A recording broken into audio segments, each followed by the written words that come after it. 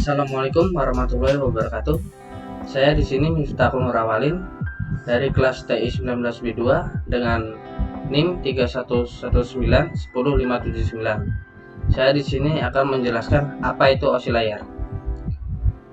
Untuk yang pertama, OSI layar adalah Open System Interconnection atau OSI adalah model referensi yang diciptakan dari sebuah kerangka yang bersifat konseptual.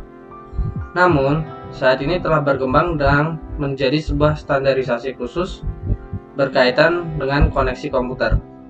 Tujuan dari pembuatan OSI layar sendiri adalah menjadi model rujukan bagi setiap vendor atau developer sehingga produk perangkat lunak yang dibuat memiliki sifat interpolate, yang berarti dapat melakukan kerjasama dengan produk atau sistem tanpa perlu melakukan penanganan secara khusus ataupun spesial. Selanjutnya, OSI layar memiliki 7 model. Untuk yang pertama, aplikasi layar atau lapisan ke-7. Aplikasi layar adalah lapisan yang menjadi pusat atau center terjadinya suatu interaksi antara pengguna atau end user dengan aplikasi yang bekerja menggunakan fungsionalitas sebuah jaringan. Selain itu, juga mempunyai fungsi untuk melakukan konfigurasi mengenai bagaimana cara aplikasi dapat bekerja menggunakan resource jaringan. Untuk yang kedua, presentasi layar. Lapisan ke-6 adalah presentasi layar, di mana mempunyai fungsi untuk mentranslasikan format data yang akan ditransmisikan oleh aplikasi melalui jaringan ke dalam format yang dapat ditransmisikan oleh sebuah jaringan. Dan selanjutnya, session layer. Session layer merupakan lapisan yang berfungsi untuk mendefinisikan bagaimana sebuah koneksi dapat dibuat, dikelola, dan dikembangkan. Contoh, protokol yang berada pada session layer adalah NFS, SMB, RTP, dan lain-lain. Selanjutnya, transport layer. Transport layer mempunyai fungsi untuk memecah data menjadi paket-paket data serta memberikan nomor urut untuk setiap paketnya sehingga nantinya dapat disusun kembali saat sampai pada tujuan. Pada layar ini juga menentukan protokol yang akan digunakan untuk mentransmisikan data seperti protokol TCP. Protokol tersebut akan mengirimkan paket data sekaligus memastikan bahwa setiap paket telah diterima dengan sukses dan tepat sasaran.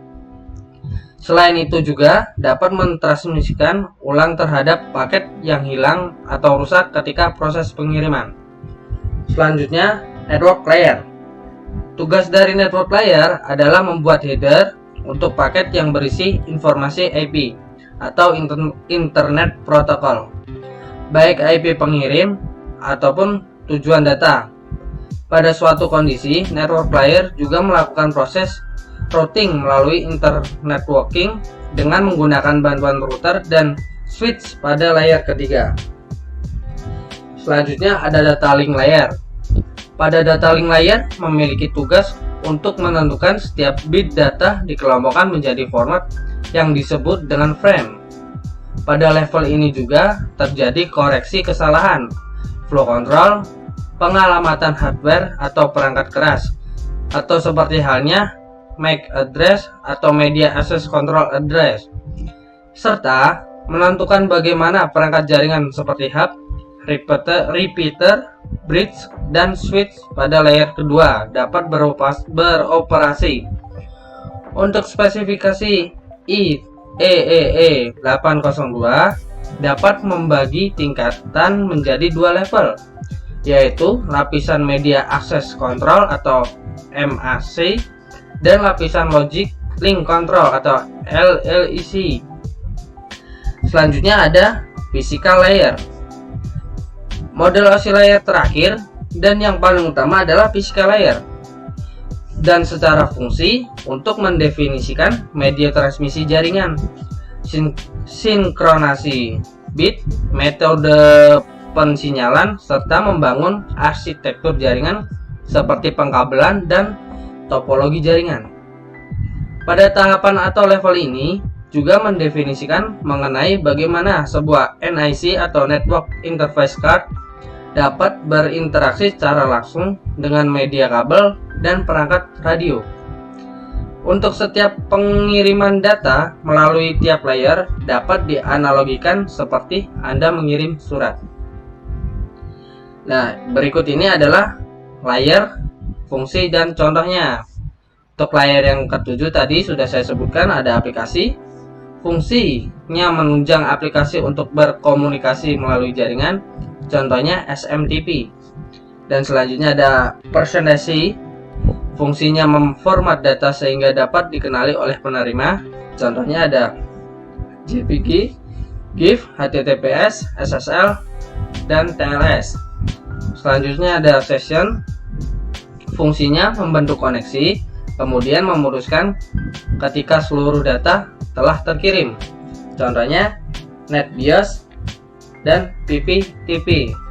Selanjutnya ada transport, mengatur flow control, acknowledgement, dan mengirim ulang data jika diperlukan, contohnya TCP, UDP. Selanjutnya ada network. Fungsinya menambahkan alamat jaringan pada paket, dan contohnya router, layer 3 switch. Dan selanjutnya ada data link, menambahkan MAC address pada paket, contohnya switch. Dan yang terakhir atau yang layer yang paling utama adalah physical, mengirimkan data melalui media transmisi, dan contohnya adalah hub, NIC, dan kabel. Dan di sini cara kerja OSI layer adalah untuk memahami cara kerjanya, Anda dapat membayangkan dengan tahapan dalam pengirim surat. Agar surat sampai pada penerima dengan baik dan tepat, maka harus melewati berbagai tahapan pengiriman sesuai dengan prosedur yang telah ditetapkan sebelumnya. Berikut ini merupakan beberapa penjelasan mengenai cara kerja OSI layer. Yang pertama, application layer akan mengirimkan data yang dikirim pengguna kepada perangkat komputer penerima data. Kedua, pada presentation layer terjadi konversi email menjadi sebuah format jaringan.